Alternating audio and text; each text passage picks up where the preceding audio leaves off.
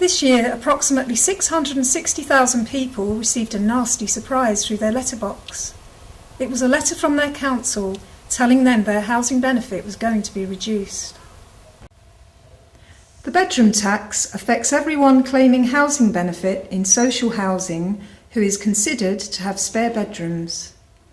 It came into force on April 1st, 2013, along with other benefit changes. The official government line is that the new measures will free up properties for those needing larger homes. As soon as the measure became public, it caused great outrage, and groups opposed to the tax have sprung up all over the country.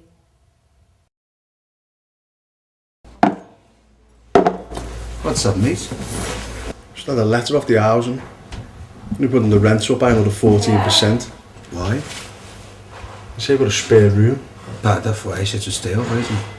Yeah, as far as they're concerned, it's a spare room. So what are you going to do? I don't know. I mean, the money I'm on, I'm not going to be able to find another £14 a week. I'm already up to my eyes in debt as it is. Why don't you get some advice from your housing association?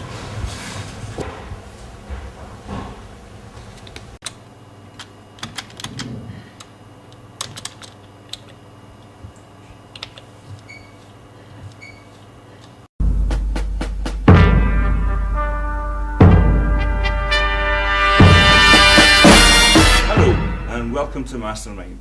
This week we're in Liverpool as guests of Toxteth TV. And without further ado, let's speak to our first contestant.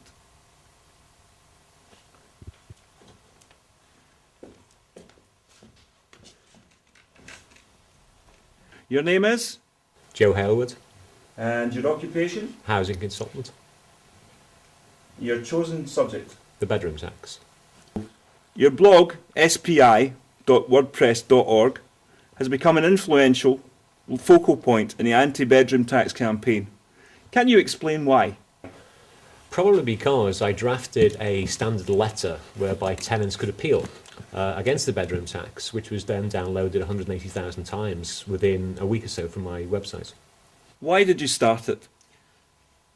The bedroom tax is just wrong, and so I thought I would use my housing knowledge to enable tenants to appeal.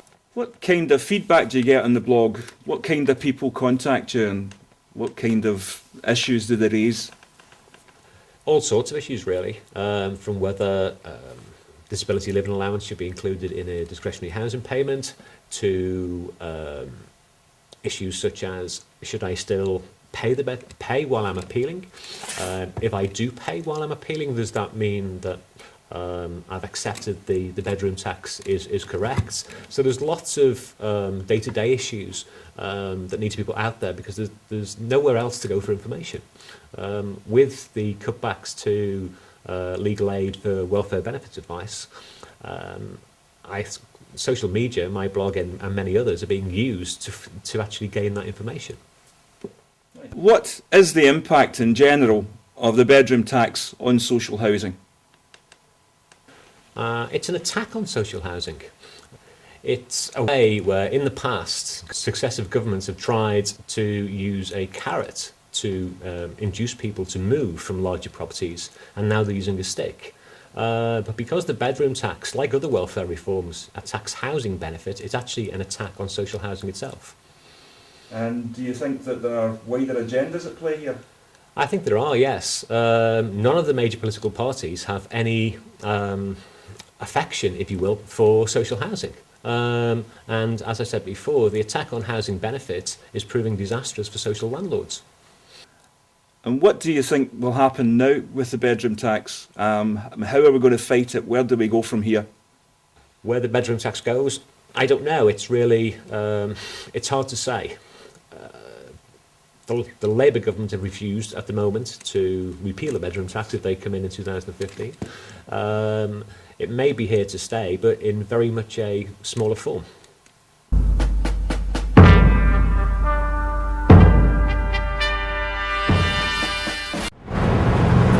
Hey Alan. You alright, mate? Hi, mate. Alright.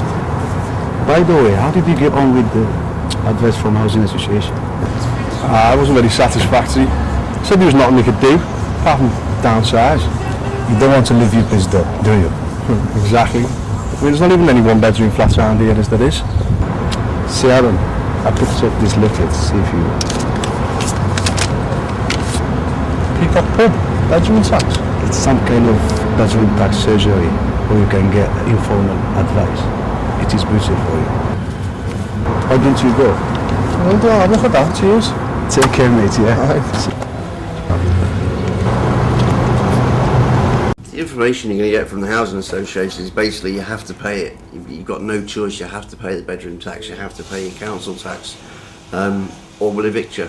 You know, they're under pressure by whatever, you know, the government to actually even do this. But we give them the information that they can appeal the bedroom tax decision. You know, how they came about that decision. Some people, they haven't got 3 bedrooms. They've got 2 bedrooms and a box room. So knowing that they can actually then use that as a challenge, as an appeal against the bedroom tax, without the housing association wouldn't tell them that. Things like that, the DHP, discretionary housing payments. Housing associations haven't been telling people that they can actually claim.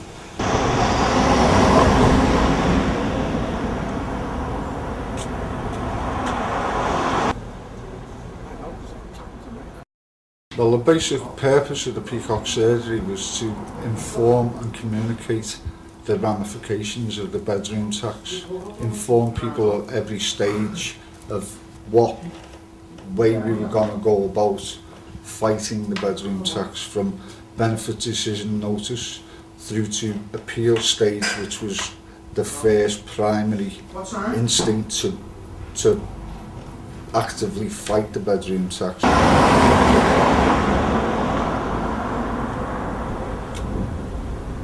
We have all sorts of people for everyday walk of life. We've got people for single parents, working people that come here just for advice as well. Pensioners, because they're scared. They think that, you know, they're not sure whether they're actually going to have to pay the bedroom tax. You know, but even though they're on pension, they're still not been informed. Nobody really knows anything because the media haven't really said anything. So, but there's single parents, like there's single dads that only see the kids, so they don't know if they've got to pay it for, you know, having a bedroom in the house. Most of the affected people are working people. That is not understood. The majority of working people are on either basic hour, 0-hour contracts, or minimum wage as well. Mark. Yeah. This is Al. He wants to talk about the bedroom tax, and I said that maybe you could help him. Yeah, no problem. You got a problem with the bedroom tax? Yeah, it's. I've just recently had the letter from the housing, just saying basically I've got to raise an extra 14%. So I was just hoping you could give some advice on. What's your situation? We're all volunteers. We're all volunteers or local businesses. The actual organisation itself is funded by a local pub landlady out of her own pocket. She's providing the property, she's providing all the services, she's providing phone lines, she's provided a group phone where people can get in touch with us. You know, it's local businessmen and local businesswomen are actively seeing the impact that it's having on the local economy. I think the figures for Sefton was £7 million will be taken out of Sefton's economy. Some people I know are affected by the bedroom tax. Contrary to popular belief, it's not just the unemployed, it's minimum wage people who are affected. They're the majority who are affected. I also grew up in a council house, and everybody thinks your council house is a home for life, but not anymore. I think if you were reading this in a book, you'd find it a bit too far-fetched that people would be taxed on the bedroom. I can't believe it. Also, it's taking something like £12 million out of the local economy, and that's going to impact every business that's already struggling in a struggling economy now. Yeah, so she lives with her mum? Yeah, that's it, yeah. Okay. What you need to say, have you put an appeal in to the housing association to the council appealing the decision to say that you have a spare bedroom? No. Right, the first thing we need to do is go through that and put the appeal in and ask them to give you the information as to how they come to the decision that you've got a spare bedroom. We've had the horror stories on the streets of people that have downsized with using their own money. There's no funds to help people to downsize. People have actually emptied the houses, there's one woman affected who's gone to the local tip 7 times to get rid of surplus furniture that she can't use in the new property that she's downsized to. And then when she has downsized to the property, she hasn't had the time to pick a carpet up and take it to the local tip because she's done it 7 times. And now she's got a bill from the housing association to get rid of it. Also, do you know the size of the bedroom? Is it a small box room or? Yeah. Yeah, if it's a small box room, you see, we can go along those lines and see if it is actually a bedroom or whether it is too small to be a bedroom. You're not alone, there are other people out there suffering the same. Myself, I'm in the same situation as you are. You know, make sure you get the receipt so they can't say they haven't lost it and they haven't got it. You've always got proof, so that's what you need, is the proof. Don't forget, there is also the other group in Granby at Mount Carmel. Right, yeah. Okay, so you can always visit them. They're people like ourselves, and they will help you just as much as we can. Oh, that's brilliant, that. Thanks a lot. All right, no worries. Right, cheers. Thanks, that's what we're here for. Cheers, thanks. Okay? Yeah, thanks, Alan.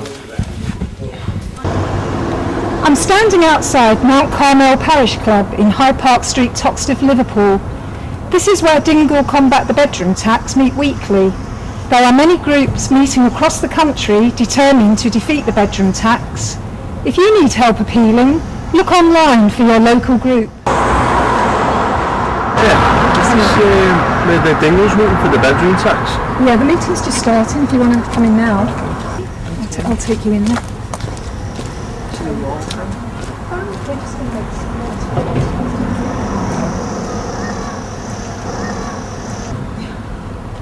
Grew up in my family home. My family have left, and I'm left in the family home, and it's 3 bedrooms. So I've been told I've got to pay £22 out of my benefit, and I just won't be able to afford it. What does that leave you a week to live on then, roughly? Well, for years I've been on sickness benefit, and if I get taken off sickness benefits, which is in the process of happening, I'll then be on £71 a week. And now I'll have £22 taken out of £71. So in actual fact, in a matter of weeks, my benefit is going to be halved. Yeah. And then I'll have to apply online, which I haven't got a computer, for a job that aren't there, jobs that aren't there. And I'm just really confused and upset about it. I'm on, I've been on depression for years by the brain tumour of epilepsy, and I just think it's very unjust, all this. So if it isn't stopped, what do you think will happen? There'll be food banks on every corner. There'll be workhouses. People living on the streets. Lots of people. People will be living on the streets. People will be living on the streets because they can't. They're going to have no ways to turn to. Disastrous consequences all round. There's already been. So tell your mothers, tell your brothers, tell your sisters, tell your lovers, get down the Dingle Combat the Bedroom Tax group. Yeah! That's what we want. Therefore, brothers and sisters, the TUC has made it quite clear, and I'll finish by this. For years when I was elected as the my executive committee, I had many row with the General Secretary of my union to say to me, we represent socialism, true socialism. Social heart is what socialism is about. It's not a political word, it's a belief, it's ingrained in you. We are the many, they are the few. By the time we took our streets back, we took our politicians back, we took our country back, and we became the ruling classes in this country.